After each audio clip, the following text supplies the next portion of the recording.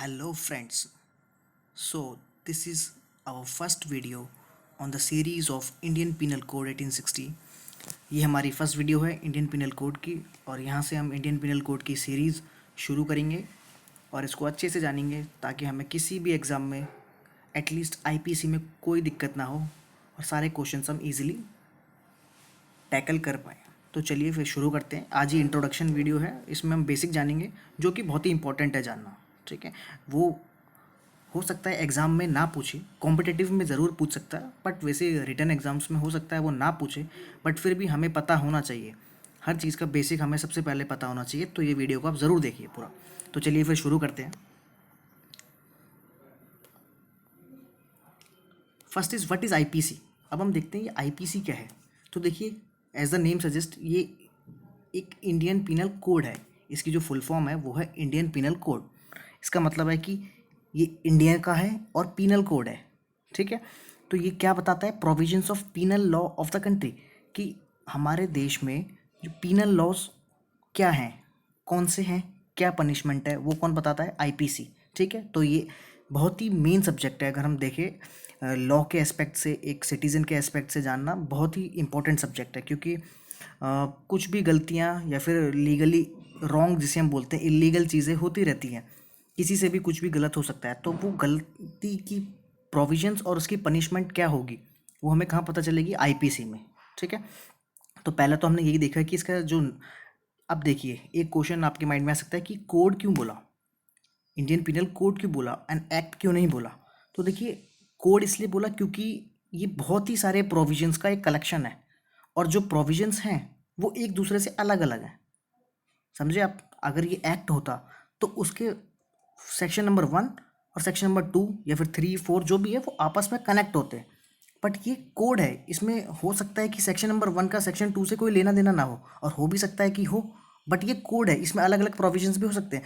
Murder का rape से कोई लेना देना नहीं है। ठीक है, तो ये अलग अलग प्रोविजंस हो गए, वो बिल्कुल अलग सेपरेट हो गए। ये सेपरेट, सेडिशन का कोई लेना देना नहीं है मर्डर से।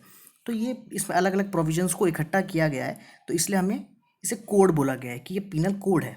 ठीक है, तो ये आई होप ये क्लियर हो गया होगा। नेक्स्ट पॉइंट पे चलते हैं। देखिए, it contains offences and their punishment. इसमें क्या है? ऑफेंसेस होते हैं और उनकी पनिशमेंट्स होती हैं। ठीक है, ये तो क्लियर होगा। अब इसमें देखिए टोटल कितने सेक्शन है? 511 सेक्शंस हैं और ये 23 चैप्टर्स में डिवाइड किए गए हैं। ये आपको ज़रूर याद रखना कि कितने सेक्शंस हैं टोटल, 511। ठीक है, अब देखिए, it is not an exhaustive code.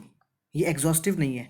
इसका मतलब क्या हुआ कि सिर्फ इसी के अंदर जो क्राइम्स दिए गए हैं वही क्राइम्स नहीं होते या फिर वही पनिशमेंट्स नहीं मिलेगी, और भी एक्ट हो सकते हैं। जैसे कि अब देखिए इसमें क्या है, यहाँ पे इसके अलावा भी बहुत सारे एक्ट्स हैं, जैसे नेगोशिएबल इंस्ट्रूमेंट, इंडियन कॉन्ट्रैक्ट।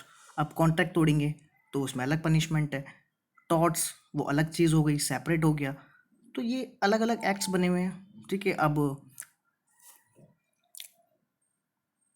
इसमें जो ऑफेंसेस दिए गए हैं वो जनरली वही हमें देखने को मिलते हैं। ठीक है, और वो जो बाकी अलग हो जाते हैं वो सेपरेट सेपरेट प्रोविजंस हो जाते हैं, वो स्पेसिफिक ऑफेंसेस हो जाते हैं एक तरीके से। इसमें सारे जनरल ऑफेंसेस इसी में आते हैं कि हाँ, जो हम आम दिनों में देखते रहते हैं वो सारे आईपीसी में ही कंटेन होता है। काफ़ी एग्जॉस्टिव तो है, बट टोटली एग्जॉस्टिव नहीं है। इसमें सब कुछ इंक्लूड नहीं है, बहुत कुछ इंक्लूड है। आप ये बोल सकते हैं इसमें बहुत कुछ इंक्लूड है, बट सब कुछ इंक्लूड नहीं है। ठीक है, आई होप क्लियर हो गया होगा। चलिए आगे चलते हैं। अब देखिए, ड्राफ्टिंग ऑफ आईपीसी। अब आईपीसी ठीक है हमारे पास है, 1860 का है, हमने देखा। तो ये कैसे ड्राफ्ट हुआ, ये बहुत ही इंपॉर्टेंट है और ये बहुत सामने पूछा भी जाता है। तो देखिए फर्स्ट पॉइंट क्या कहता है? The Indian penal code was drafted by the first Indian law commission. जो फर्स्ट इंडियन लॉ कमीशन था उसने पहला काम यही किया, आईपीसी को ड्राफ्ट किया। कब कॉन्स्टिट्यूट हुआ था? 1834 में, तो काफ़ी पुराना है। ठीक है, और ये ज़रूर याद रखना कि फर्स्ट इंडियन लॉ कमीशन था वो। Second point is Lord Macaulay was the president. ये तो बहुत ही इंपॉर्टेंट क्वेश्चन है, काफ़ी टाइम आता है। Lord Macaulay was the president of the commission. President कौन था? लॉर्ड मैक्यूले थे। और इनके साथ के जो मेंबर्स हैं इनका नाम भी आप याद रखना, Lord MacLeod, Lord Anderson and Lord millet व द कमीशन मेंबर्स। ये तीनों भी थे, बट जो प्रेसिडेंट था वो लॉर्ड मैक्यूले थे। तो ये चार पर्सन्स के नाम ज़रूर याद रखने। Its draft code was revise twice and then finally pass on October 6, 1860।